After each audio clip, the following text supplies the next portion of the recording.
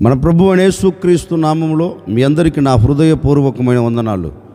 దేవుడి దినమంతా మీకు తోడై ఉండి మిమ్మల్ని ఆశీర్వదించి దీవించి కాపాడును గాక. పరిశుద్ధ గ్రంథంలో నుండి 78వ కీర్తన మొదటి చరణాన్ని నేను చదువుతూ ఉన్నాను. మీ పరిశుద్ధ గ్రంథమైన బైబిల్ తెరిచి చూడండి. నా జనులారా, నా బోధకు చెవియొగ్గుడి, నా నోటి మాటలకు చెవియొగ్గుడి. దేవాతి దేవుడు తన మనసులో ఉన్న అభిలాషను, దేవాతి దేవుడు తన మనసులో ఉన్న ఆలోచనను, దేవాతి దేవుడు తన మనసులో ఉన్న ఉద్దేశాన్ని, కోరికను వ్యక్తపరుస్తూ ఈ ప్రజలతో చెప్తున్నారండి. నా పేరు పెట్టబడిన నా జనులారా, నేను మీకు ఏదైతే బోధిస్తున్నానో, నేను మీకు ఏ మాట అయితే ఇస్తున్నానో, ఏ మాటనైతే నేను మీకు తెలియచేస్తున్నానో, ఆ బోధను, ఆ మాటను మీరు ఏం చేయాలంటే చెవియొగ్గి ఆలకించండి. నా మాట మీరు చెవియొగ్గి ఆలకిస్తే మీకు దీవెనను కలగచేస్తుంది అని దేవుడు తన ప్రజలైన ఇశ్రాయేలుతో ఈ మాట చెప్తున్నాడండి. నిజమే, ఆ ప్రజలు దేవుని మాటకు కట్టుబడక, దేవుని మాటను తిరస్కరించి, దేవుని మాటకు విధేయతను చూపెట్టక, వారికి నచ్చిన మార్గాలలో నడిపించబడుతూ దేవుని యొద్ద నుండి వచ్చే ఆశీర్వాదాలు ఎన్నో కోల్పోయారండి, ఎంతో దూరం చేసుకున్నారండి. అందుకని దేవాతి దేవుడు తలంచి ఈ మాట చెప్తున్నారు. నా వలన నీకు ఫలము కలగాలి అంటే, నా వలన నీకు ఆశీర్వాదం కలగాలి అంటే, నా వలన నీకు దీవెన కలగాలి అంటే, నీవు నా నోట నుండి జారవాలుతున్న మాటను నీవు చెవియొగ్గి ఆలకిస్తే నిశ్చయముగా నేను ఈ దీవెనలన్నీ నీకు దయచేస్తాను, నేను ఈ దీవెనల చేత నేను నిన్ను నింపుతాను అని. నిజమే, ఆ ప్రజలు దేవుని మాట వినకపోయినందువలన దేవుని యొద్ద నుండి వచ్చే దీవెనలను చేతులారా పాడు చేసుకున్నారు. ఈ ఉదయకాల సమయంలో సేవకుడిగా నేను మీతో చెప్పాలి అనుకున్న మాట ఏంటంటే, నేటి వరకు నువ్వు దేవుని మాటను తిరస్కరించి, నేటి వరకు దేవుని మాటకు నువ్వు కట్టుబడక, నేటి వరకు ఆయన నోట నుండి జారవాలుతున్న ఆ బోధను నీవు త్రోసివేసి, ఒకవేళ నీకు నచ్చిన మార్గాన్ని, నీకు మెచ్చిన మార్గాన్ని నీవు ఏర్పరుచుకుంటూ వెళుతున్నావేమో, నీకు నచ్చిన మార్గంలో నువ్వు నిలబడుతూ నీకు నచ్చినట్లుగా ప్రవర్తిస్తున్నావేమో. అందుకే నీ ఆత్మ సంబంధమైన జీవితంలో ఒక ఎదుగుదల లేదు, అందుకే నీ శరీర సంబంధమైన జీవితంలో ఒక ఆశీర్వాదం లేదు. బ్రతుకుతున్నాం అంటే బ్రతుకుతున్నాం, తిరుగుతున్నాం అంటే తిరుగుతున్నాం. ఒక విలువ కలిగిన జీవితం, ఒక విలువ కలిగిన మార్గంలో నువ్వు నిలబడలేక అన్నిటినీ దూరం చేసుకుంటూ వస్తున్నాం. వీటన్నిటికీ ప్రబలమైన కారణం ఏంటి అంటే, వాక్యం ఈ విధంగా సెలవిస్తుంది. ఆయన బోధ చెవియొగ్గి వినటం లేదు, ఆయన నోట నుండి జారవాలుతున్న మాటను నీవు చెవియొగ్గి ఆలకించట్లేదు. అందుకే ఈ పరిస్థితులు నీ వ్యక్తిగత జీవితంలో, ఈ పరిస్థితులు నీ కుటుంబంలో పడి నీ కుటుంబం అంతటిని గందరగోళం చేస్తున్నాయి. అందుకే ఈ ఉదయకాల సమయంలో మరలా ప్రభు మీ మీద జాలి కలిగిన వాడై, మీ మీద వాత్సల్యత కలిగిన వాడై, మీ మీద దయ కలిగిన వాడై ఈ ఉదయకాల సమయంలో మీతో చెప్తున్న మాట ఏంటంటే, ఇకనైనా నీవు నా మాట చెవియొగ్గి అంగీకరిస్తే, నీవు నా బోధను చెవియొగ్గి, నా మాటను చెవియొగ్గి నీవు అంగీకరించగలిగితే, నిశ్చయముగా ఈ దినము నుండి నేను తప్పక దీవెనకరంగా నిలబెడతాను. అందుకే యెషయా గ్రంథంలో కూడా ఒక శ్రేష్టమైన మాట రాయబడిందండి. మీరు సమ్మతించి నా మాట గైకొనిన ఎడల మీరు భూమి యొక్క మంచి పదార్థములు అనుభవిస్తారు అని. నిజమే కదండి, మనం దేవుని మాట వినకపోయినందువలన, దేవుని మాటకు మనం కట్టుబడకపోయినందువలన ఏ శ్రేష్టమైన పదార్థాలు మనం అనుభవించలేకపోతున్నాం, ఏ శ్రేష్టమైన ఈవులు మనం పొందుకోలేకపోతూ ఉన్నాం. నేననే మాట, నీవు దేవుని మాట వినకుండా ఎంత కష్టపడినా, నీవు దేవుని మాట వినకుండా ఎంత ప్రయాసపడినా, నీవు దేవుని మాటకు లోబడకుండా ఎన్ని చేతి పనులు చెయ్యాలని నీవు పూనుకొనినా దానిలో ఒక ఆశీర్వాదం నీవు చూడలేవండి. ఆ భూమి నుంచి వస్తున్న ప్రతి దీవెన నువ్వు అనుభవించలేవు. అందుకే దేవాతి దేవుడు అంటారు, మీరు సమ్మతించి నా మాట వింటే, మీరు సమ్మతించి నా మాట గైకొంటే భూమి యొక్క మంచి పదార్థములు అంటే నీ చేతుల కష్టార్జితం తప్పక నీవు అనుభవించగలుగుతావు. ఈ ఉదయకాల సమయంలో ఒక సేవకుడిగా నిండు మనసుతో నేను కోరుకుంటున్నానండి, ఒకవేళ ఇప్పటి వరకు దేవుని మాటకు విధేయతను చూపెట్టకుండా, దేవుని మాటకు నీవు కట్టుబడకుండా ఒకవేళ అడుగులు వేస్తున్నావేమో, పద్ధతి మార్చుకో, నీ హృదయ ఆలోచన మార్చుకో, నీ నడవడికను మార్చుకో, నీవు వెళ్తున్న మార్గాన్ని మార్చుకో. ఇప్పుడు దేవుని మాటకు నీవు లోబడి, దేవుని మాటకు నీవు విధేయతను చూపెట్టి, దేవుని సన్నిధిలో నీవు శిరస్సు వంచగలిగితే, నీవు దేవుని సన్నిధిలో నీ మనసు విప్పి, నీ మనసారా ఆయన ఎదుట నీవు సాష్టాంగ పడగలిగితే, నిశ్చయముగా ఈ దినము నుండి శ్రేష్టమైన ఈవులను నీవు చూడబోతూ ఉన్నావు. శ్రేష్టమైన ఆశీర్వాదానికి నీవు నాంది పలకబోతూ ఉన్నావు. శ్రేష్టమైన ఆశీర్వాదాలతో నీవు సాగి వెళ్ళేటట్లుగా దేవుడు అద్భుతం చేయగలుగుతాడు. అందుకే దేవాతి దేవుడు తన ప్రజలను చూచి అంటారు, మీరు చెవియొగ్గి నా బోధ వినండి, మీరు చెవియొగ్గి నా మాట వినండి అని ప్రజలతో చెప్పారండి. మనము ఆయన మాట చెవియొగ్గి వింటే మనకి ఏం కలుగుతుంది? ఒకరోజు దేశమంతా కరువుతో నింపబడిపోయిందండి. ఎలాంటి కరువు అంటే అంతా ఇంత కరువు కాదు, ఓ పెద్ద కరువు. ఆకలితో అల్లల్లాడిపోతూ ఉన్న కరువులో నిలిచిపోయింది దేశం. ఒకరోజు ఆ దేశంలోనో ఓ భక్తుడు దేవుని సన్నిధిలోనికి వెళ్ళి దేవుణ్ణి అడుగుతున్నాడు, అయ్యా, ఈ దేశంలో ఈ కరువుతో మేము భరించలేకపోతున్నాం గనుక నీ ఆజ్ఞను తీసుకొని ఈ దేశంను విడిచి వెళ్ళాలి అనుకుంటున్నాం. కరువు తొలగిపోయేంత వరకు మరొక దేశంలో నిలిచి మరలా ఈ దేశానికి తిరిగి వస్తాం అని దేవుని సన్నిధిలోనికి వెళ్ళి దేవుణ్ణి అడుగుతున్నాడండి. అప్పుడు దేవుడు కూడా ఈ భక్తునితో ఓ మాట అంటున్నాడు, బాబు, ఈ దేశానికి కరువు వచ్చిన సంగతి వాస్తవమే, ఈ దేశం మొత్తం కరువుతో నింపబడిన సంగతి వాస్తవమే. కానీ ఈ దేశంలో కరువు కలిగిందని ఈ దేశాన్ని విడిచిపెట్టి నువ్వు వెళ్ళవలసిన అవసరం లేదు. ఎందుకంటే నేను నీతో చెప్పినట్లు నీవు ఉండు, నేను ఏదైతే నీతో చెప్తున్నానో అది చేయి అన్నాడు. ఈ భక్తుడు కూడా, అయ్యా, ఏం చేయమంటారు?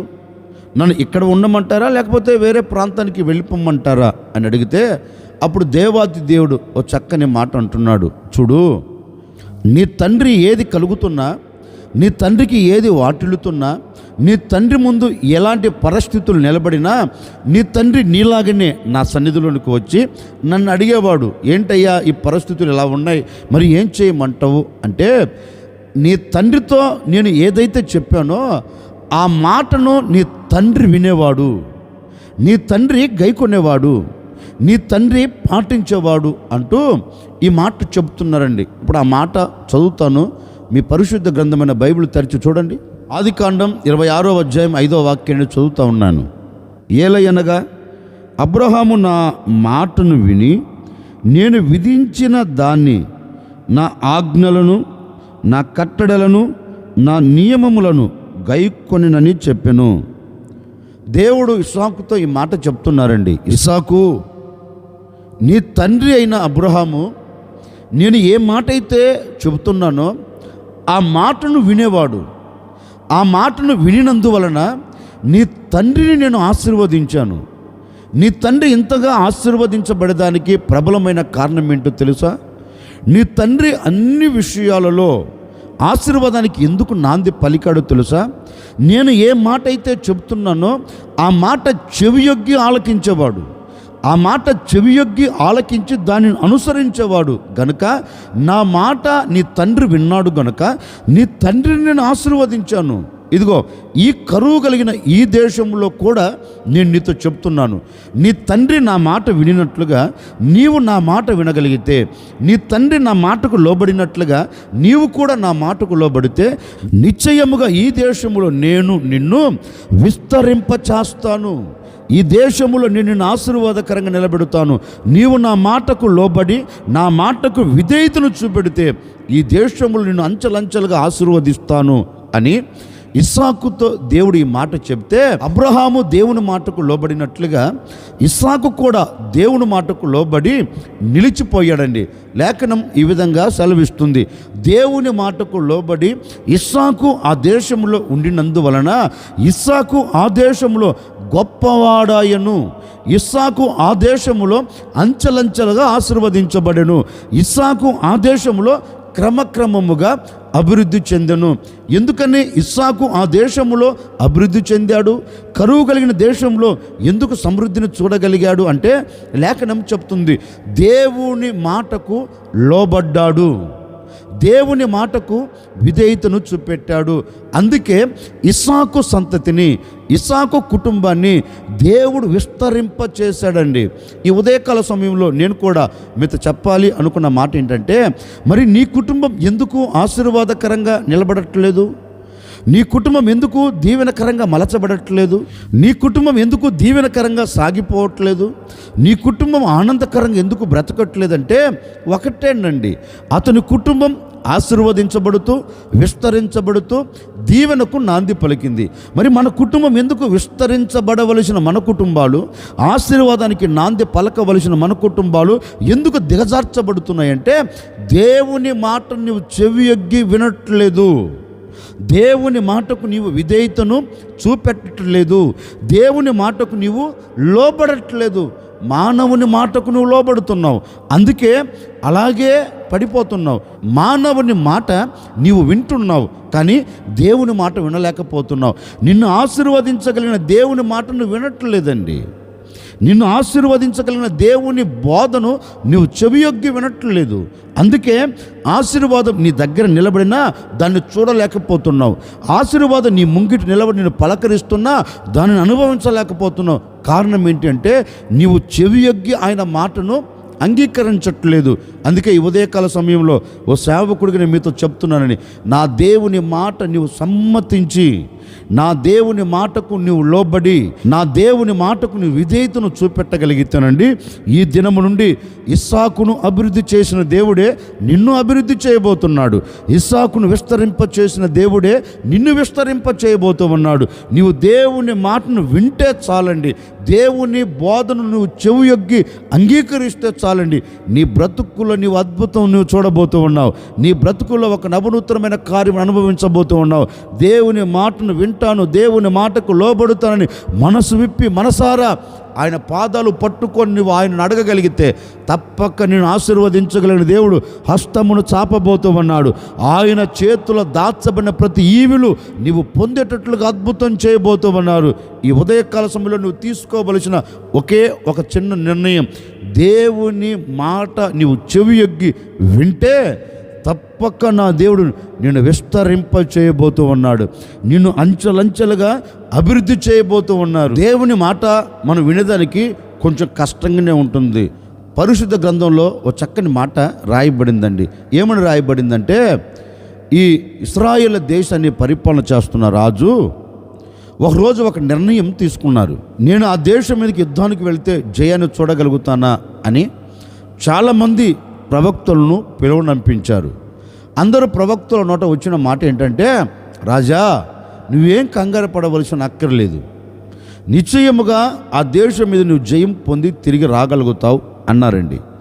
ఈ రాజు కూడా ఎంత ఆనందకరంగా ఎంతో సంతోషకరంగా ఉన్నాడంటే, ఇక నాకు తిరుగులేదు అన్నట్లుగా, ఇక నాకు తిరుగులేదు అన్నట్లుగా సంతోషాన్ని వ్యక్తపరుస్తున్నారండి. అంతలో మరొక రాజు అంటారు, మరొక ప్రవక్త ఈ దేశంలో లేరా అని అడిగితే ఆ రాజు అంటారు, ఉన్నారు, కానీ ఏ ఒక్కరోజు కూడా నాకు అనుకూలంగా అతను మాట్లాడడు, ఏ ఒక్కరోజు నాకు అనుకూలంగా అతడు చెప్పడు, ప్రవచించడు. అంటే ఈ రాజు ఇశ్రాయేలు దేశాన్ని పరిపాలన చేస్తున్న రాజుతో అంటారు, సరే అతనిని కూడా పిలువనంపించండి, అతని నోట ఏ మాట ఉందో అది కూడా తెలుసుకుందాం అన్నారు. ఆ ప్రవక్తను పిలువనంపించారు. ఆ ప్రవక్త కూడా ఈ రాజుల ఎదుట నిలబడ్డారు. ఇప్పుడు ఈ రాజులు అడుగుతున్నారు, మేము రామోత్ గిలాదు మీదకి యుద్ధానికి వెళుతున్నాం, ఆ యుద్ధంలో మాకు జయం కలుగుతుందా అని అడిగారు. అప్పుడు ఈ ప్రవక్త ఓ చక్కని మాట అన్నారండి, యెహోవా ఇలాగూ సెలవిచ్చుచున్నాడు, యెహోవా ఈ మాట నీకు తెలియచేయమన్నారు, రాజా నీవు రామోత్ గిలాదు మీదకి ఒకవేళ యుద్ధము చేయుటకు నువ్వు పూనుకొని అడుగులు వేసినా నిశ్చయముగా ఈ యుద్ధములో నీకు అపజయము కలుగుతుంది, నీకు అపజయము కలిగి నీ దేశం శత్రువుల చేతికి చిక్కబడుతుంది, గనుక ఈ యుద్ధానికి దేవుడు వెళ్ళవద్దు అని చెప్పారు అని చెప్తే, అప్పుడు ఆ రాజు అన్న మాట ఏంటో తెలుసండి, చూడు ఇతడు నాకు ప్రతికూలంగా మాట్లాడుతూ ఉన్నాడు, అనుకూలంగా మాట్లాడటం లేదు. నాకు అనుకూలంగా మాట్లాడడు అని నాకు తెలుసు, నాకు ప్రతికూలంగా ప్రవచిస్తాడని తెలుసు, అందుకే నేను ఇతను పిలవనంపలేదు. అప్పుడు ఈ ప్రవక్త అంటాడు, కాదయ్యా, నీ క్షేమము కోరిన వాడునే చెప్తున్నాను. యెహోవా ఇలాగూ నీతో చెప్పమన్నాడు, దేవుని మాటని నీకు తెలియచేస్తున్నాను. ఒకవేళ సాహసించి వెళితే నీకు దీవెన కలగదు, నీవు సాహసించి అడుగులు వేస్తే నీకు ఆశీర్వాదం కలగదు, అపజయం కలుగుతుంది. నా మాట విని వెళ్ళవద్దు అన్నాడండి. వెళ్ళకుండా ఆగాడండి. దేవుని మాటను తిరస్కరించి అడుగులు వేసి వెళ్ళాడు. ఏం కలిగింది? అపజయం కలిగిందండి. దేవుని మాటను త్రోసిపుచ్చాడు కనుకనే ఆశీర్వాదకరంగా ఉండవలసిన వ్యక్తి ఆశీర్వాదకరంగా లేక శాపమును మూటగట్టుకున్నాడండి. ఎందుకని? దేవుని మాట సమ్మతించి గైకొనలా. దేవుడు మాట్లాడుతున్నప్పుడు చెవియొగ్గి ఆలకించలేదు. అందుకే ఆశీర్వాదానికి బదులు శాపమును మూటగట్టుకున్నాడు. దీవెనకు బదులు శాపమును అనుభవించాడు. ఆనందానికి బదులు దుఃఖమును చూడగలిగాడు. జయమునకు బదులు అపజయమును చూడగలిగాడు. ఎందుకని అంటే దేవుని మాటను ఉల్లంఘించినందువలన ఈ రోజున సంఘములో, సమాజంలో అండి దేవుని నమ్మిన వ్యక్తులే దేవుని మాటను తిరస్కరించుచు, దేవుని మాటను కాళ్ళతో తన్నుచు, అంటే వారికి అనుకూలంగా మాట్లాడుతూనేమో ఆనందకరంగా ఉంటారు. వాక్యము వారితో మాట్లాడుతుంది అనుకోండి, ఆనందకరంగా సంతోషకరంగా గంతులు వేయగలుగుతారండి. అదే కానీ ఒక హెచ్చరికతో కూడిన దేవుని మాట, సరిచేయగలిగిన దేవుని మాట వారి హృదయము లోనికి వెళ్ళి హృదయాన్ని తాకుతూ ఉంటే ఏమైపోతారంటే ఆ మాటను ఉల్లంఘించి అడుగులు వేస్తారు. అడుగులు వేస్తున్నందువల్లనే ఈనాటి వరకు పతనమైపోతున్నావు. అడుగులు వేస్తున్నందువలనే ఈనాటి వరకు దిగజార్చబడుతున్నావు. అడుగులు వేస్తున్నందువలనే దేవుని మాటను తిరస్కరించి ముందుకు సాగి వెళుతున్నావు కనుకనే జయము పొందలేకపోతున్నావు. ఈ ఉదయకాల సమయంలో ఒక సేవకుడిగా మనసారా నేను మీతో చెప్తున్నానండి, నీవు దీవెనకు నాంది పలకాలన్నా, నీవు జయము పొందుకొని సాగి వెళ్ళాలన్నా, నీవు దేవుని మాటను సమ్మతించి గైకొనగలిగితే నిశ్చయముగా నీవు ఏ చోటు నిలబడినా, ఎక్కడ నీవు ఏది ప్రారంభిస్తున్నా అక్కడ ఆశీర్వాదానికి నీవు నాంది పలకబోతూ ఉన్నావు. అక్కడ జయానికి నీవు నాంది పలకబోతూ ఉన్నావు. జయముతో నా దేవుని సాగనంపబోతూ ఉన్నారు. అందుకని దేవుని వాక్యం సెలవిచ్చినట్లుగా నీవు దేవుని మాటకు చెవియొగ్గి నీవు ఆయన మాట ఆలకిస్తే లేఖనమంటుంది, తప్పక నేను నిన్ను విస్తరింపచేస్తాను. అందుకే సాక్షాత్తుగా దేవుడే చెబుతున్నారు, నా బోధ చెవియొగ్గి, నా నోటి మాటలను చెవియొగ్గి వినండి. నా మాట మీరు చెవియొగ్గి వింటే తప్పక నేను మిమ్మల్ని విస్తరింపచేసి గొప్ప జనముగా నీ సంతతిని నేను ఆశీర్వదించి అనేకులకు నీ కుటుంబం నీవు సాక్షులుగా నిలబడేటట్లుగా నేను చేయబోతున్నాను అని ఈ ఉదయకాల సమయంలో నా దేవునితో మాట ఇస్తున్నారు. నా దేవుని మాటకు కట్టుబడండి. నా దేవుని మాటను శిరస్సు ఉంచి మీరు అంగీకరించండి. నా దేవుని మాటకు మీరు విధేయతను చూపెట్టండి. ఈ దినము నుండి నీవు, నీ కుటుంబం, నీవు నీకు కలిగిన సమస్తమును నా దేవుడు విస్తరింపచేయునుగాక. నీ వ్యాపారంలో ఒక ఆశీర్వాదం కలుగునుగాక, నీ చేతి పనులో ఒక ఆశీర్వాదం కలుగునుగాక, నీ కుటుంబానికి ఒక ఆశీర్వాదం కలిగి ఈ దినమంతా నీవు సంతోషకరంగా సమాధానకరంగా సాగి వెళ్ళుదువుగాక. తల వంచున ఒక చిన్న ప్రార్థన. ఆశ్చర్యకరుడా మీకు స్తోత్రాలు చెల్లిస్తూ ఉన్నాము తండ్రి. నిజమే, నీ మాట వినక, నీ మాట చెవియొగ్గి మేము ఆలకించక ఎన్నో సందర్భాలలో గొప్పగా కూల్చబడుతూ వచ్చాం. ఈ ఉదయకాల సమయంలో మేము మాటలు వింటున్నాం. నీ మాట ఇక మీదట చెవియొగ్గి మేము అంగీకరించబోతున్నామయ్యా. తప్పక మమ్మల్ని ఆశీర్వదించండి, తప్పక మమ్మల్ని దీవించండి.